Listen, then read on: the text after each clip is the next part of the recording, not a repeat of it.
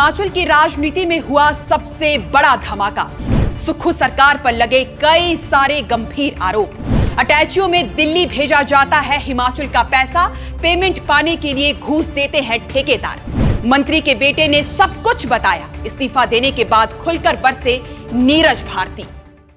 कहते हैं किसी भी महल को बाहर से खड़े दुश्मन उतना नुकसान नहीं पहुंचा सकते जितना नुकसान उस महल के अंदर लगी आग पहुंचा देती है। और इस वक्त हिमाचल कांग्रेस की हालत कुछ ऐसी ही दिखाई दे रही है, क्योंकि बाहर भाजपा खड़ी है लेकिन धमाके अंदर हो रहे हैं। और इस बार का धमाका तो किसी साधारण नेता ने नहीं किया, बल्कि उसी कांग्रेस के पूर्व विधायक ने किया है जिसके पिता आज भी सुक्खू सरकार में मंत्री है।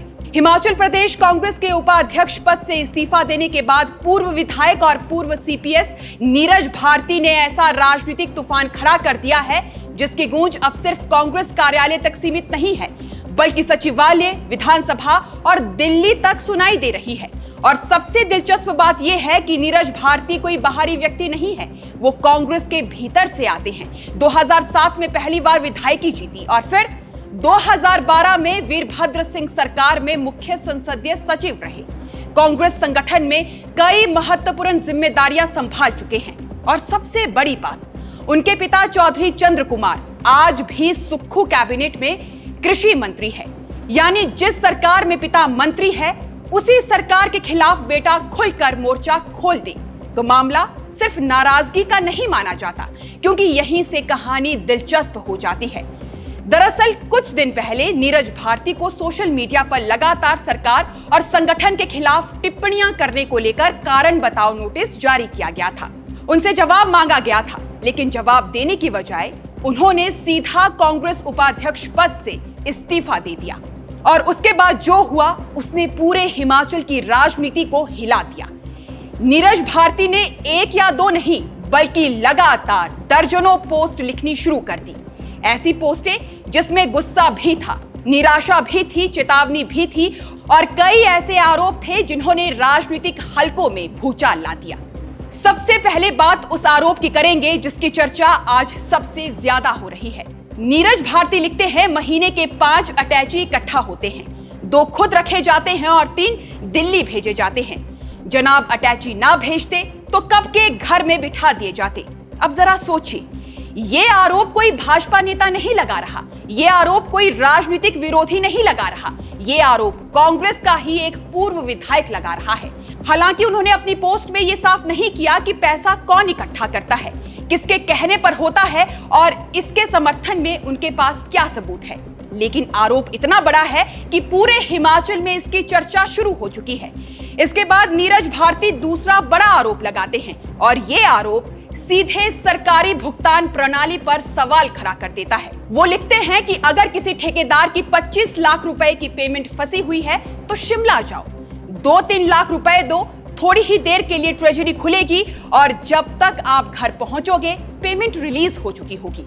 उन्होंने दावा किया है कि ये कोई हवाई बात नहीं है, बल्कि एक ठेकेदार ने उन्हें खुद ये बात बताई थी। और अब अगर ये आरोप भी सही है तो मामला कितना गंभीर है आप स्वयं समझ सकते हैं। लेकिन नीरज भारती यही नहीं रुके। शायद उनकी सबसे बड़ी नाराजगी भ्रष्टाचार से कहीं ज्यादा कार्यकर्ताओं की अनदेखी को लेकर दिखाई देती है। बार बार वो एक ही बात लिखते हैं कि जिन लोगों ने कांग्रेस को सत्ता तक पहुंचाया आज वही लोग सबसे ज्यादा निराश है। उन्होंने याद दिलाया कि जब राहुल गांधी की भारत जोड़ो यात्रा हिमाचल पहुंची थी तो वो खुद अपने ज्वाली विधानसभा क्षेत्र से 2000 से ज्यादा कार्यकर्ताओं को सुबह 3 बजे लेकर निकले थे ताकि राहुल गांधी का स्वागत किया जा सके। लेकिन उनका कहना है कि वो कार्यकर्ता मूर्ख नहीं थे जो हर परिस्थिति में कांग्रेस के साथ खड़े रहे। लेकिन आज वही कार्यकर्ता खुद को हाशिए पर महसूस कर रहे हैं। नीरज भारती का आरोप है कि पिछले 3.5 सालों में कार्यकर्ताओं को उम्मीदें ज्यादा मिली और काम कम मिले, आश्वासन ज्यादा मिले, नतीजे कम मिले। और यही वजह है कि सरकार और संगठन के बीच दूरी लगातार बढ़ती चली गई। उन्होंने यहां तक लिख दिया कि अब कई बार कार्यकर्ताओं और आम लोगों का फोन उठाने से भी डर लगता है, क्योंकि उन्हें खुद नहीं पता कि जिस काम का भरोसा वो देंगे वो होगा भी या नहीं। यानी एक समय ऐसा था जब नेता लोगों को भरोसा देकर काम करवा लेते थे, और आज हालात ऐसे हैं कि भरोसा देने से पहले भी सोचना पड़ रहा है। यहीं से नीरज भारती वीरभद्र सिंह के दौर की तुलना वर्तमान सरकार से करते हैं। वो लिखते हैं कि राजा वीरभद्र सिंह के समय जनप्रतिनिधि मजबूती से जनता के काम करवाते थे। अगर किसी काम के लिए मना भी होती थी तो हाथ पकड़कर भी काम निकलवा लिए जाते थे। लेकिन आज हालत ये है कि आम लोग, कार्यकर्ता और यहां तक कि नेता भी चक्कर काटते रह जाते हैं। इसके बाद नीरज भारती सरकार और अफसरशाही के रिश्तों पर भी हमला बोलते हैं। वो दावा करते हैं कि मंत्री डीओ नोट लेकर जाते हैं, मुख्यमंत्री के सामने मंजूरी भी हो जाती है, लेकिन बाद में अफसरों को कह दिया जाता है कि कुछ नहीं करना। यानी सामने कुछ और है और पर्दे के पीछे कुछ और है। उन्होंने तो यहां तक लिखा है कि सचिवालय में एक विशेष ट्रंक रखा हुआ है जहां फाइलें डाल दी जाती है और फिर बाहर वही फाइलें निकलती है जो कुछ खास लोगों से जुड़ी होती है। बाकी फाइलें पता नहीं किस कोने में गायब हो जाती है।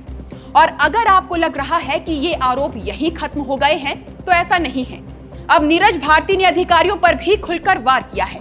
उन्होंने अपनी ताजा पोस्ट में लिखा है कि कुछ बड़े अधिकारी खुद को सर्वे सर्वा समझते हैं। अगर कोई व्यक्ति सीधे मंत्री के पास चला जाता है तो उन्हें दिक्कत हो जाती है। फिर सवाल पूछे जाते हैं कि सीधे मंत्री के पास क्यों गए, और कई बार डराने धमकाने की कोशिश भी की जाती है। नीरज भारती लिखते हैं कि अगर मैंने तुम्हारे धागे खोलने शुरू कर दिए तो नंगे होते देर नहीं लगेगी। अब जाहिर है इस तरह की भाषा बताती है कि मामला सिर्फ राजनीतिक असहमति का नहीं है, अंदर कहीं बहुत गहरा असंतोष मौजूद है। लेकिन पूरी कहानी का सबसे दिलचस्प हिस्सा अभी बाकी है, क्योंकि नीरज भारती सिर्फ वर्तमान व्यवस्था पर सवाल नहीं उठा रहे, वो कांग्रेस के भविष्य की तस्वीर भी खींच रहे हैं। उन्होंने लिखा है कि 2027 के विधानसभा चुनाव में भाजपा और कांग्रेस के बीच 4 और 64 का अंतर रहेगा। जिसे शक है वो पोस्ट सेव करके रख ले। यानी कांग्रेस के एक पूर्व विधायक का दावा है कि अगले चुनाव में कांग्रेस 4 सीटों तक सिमट सकती है। यह सिर्फ भविष्यवाणी नहीं, बल्कि कांग्रेस नेतृत्व के लिए सीधी राजनीतिक चेतावनी है। उन्होंने स्थानीय निकाय और पंचायती राज चुनावों का हवाला देते हुए लिखा कि वहां परिणामों में आने वाले संकट की झलक दिखाई देने लगी है। ऊपर से जीत का श्रेय लेने की कोशिश हो रही है, लेकिन जमीन की सच्चाई कार्यकर्ता और जनता दोनों जानते हैं। नीरज भारती की एक और पोस्ट काफी चर्चा में है। उसमें उन्होंने लिखा, तुमको भाजपा से लड़ने वाले नहीं चाहिए, तुम्हें चाहिए जो तुम्हारे चाटुकार बनकर तुम्हारे जूते चाटे। राजनीति में आरोप लगते रहते हैं, लेकिन अपनी ही पार्टी का नेता अगर इस स्तर तक पहुंच जाए तो समझ लेना चाहिए कि रिश्ता खराब नहीं हुआ है, लगभग टूट चुका है। इसी तरह एक और जगह नीरज भारती ने दावा किया है कि उन्हें चेयरमैन बनाने का प्रस्ताव भी मिला था। उन्होंने लिखा कि उनके पिता ने उन्हें बताया था कि दिल्ली से संदेश आया है, अगर चंद्र कुमार और कर्नल धनीराम शांडिल मंत्री पद छोड़ देते हैं तो उनके बेटों को सरकार में चेयरमैन बनाया जा सकता है। नीरज भारती का दावा है कि उन्होंने उसी समय कह दिया था कि वो इस सरकार का हिस्सा नहीं बनना चाहते। यानी उनकी नाराजगी आज की नहीं, काफी समय से चल रही है। उन्होंने एक और कथित बातचीत का जिक्र किया जिसमें मुख्यमंत्री पद और प्रदेश अध्यक्ष पद को लेकर चर्चा हुई थी। नीरज भारती के अनुसार उस दौरान कहा गया था कि हाईकमान जिसे चाहे प्रदेश अध्यक्ष बना दे, मुख्यमंत्री से बड़ा थोड़े ना होगा। अब इस दावे की स्वतंत्र पुष्टि नहीं हुई है, लेकिन नीरज भारती इसे भी संगठन और सरकार के रिश्तों का उदाहरण मानते हैं। और इन सब के बीच उन्होंने साफ कह दिया है कि वो भाजपा में नहीं जाएंगे। उन्होंने लिखा, ना तो भाजपा में जाऊंगा और ना ही किसी और दल में, अब दलदल से आजादी पाऊंगा।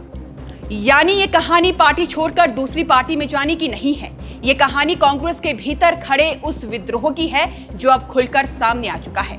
फिलहाल कांग्रेस प्रदेश अध्यक्ष का कहना है कि बातचीत करके मामला सुलझाया जाएगा, लेकिन जिस तरह के आरोप लगाए जा रहे हैं, जिस तरह की भाषा इस्तेमाल हो रही है और जिस तरह लगातार नई नई पोस्टें सामने आ रही है, उसे देखकर इतना तो साफ है कि मामला किसी साधारण नाराजगी से कहीं बड़ा है। अब सबसे बड़ा सवाल यही है कि क्या नीरज भारती सिर्फ एक नाराज नेता है या फिर वो ऐसी बातें सामने ला रहे हैं जिन्हें कांग्रेस नेतृत्व सुनना नहीं चाहता? इस सवाल का जवाब आने वाले समय में मिलेगा। लेकिन एक बात अभी से साफ दिखाई दे रही है कि हिमाचल प्रदेश की राजनीति में लड़ाई अब सिर्फ कांग्रेस और भाजपा के बीच नहीं रही। कांग्रेस के भीतर भी एक ऐसी जंग शुरू हो चुकी है जो अगर नहीं रुकी तो उसका असर सीधे 2027 के चुनाव नतीजों में दिखाई दे सकता है। बाकी आप दर्शकों का इस पूरे विषय पर क्या सोचना है? क्या नीरज भारती ने सचमुच कांग्रेस के भीतर की सच्चाई सामने रखी है या ये सिर्फ एक नाराज नेता का राजनीतिक विद्रोह है? अपनी राय कमेंट सेक्शन में जरूर बताइएगा। अभी फिलहाल के लिए इस रिपोर्ट में बस इतना ही। नमस्कार।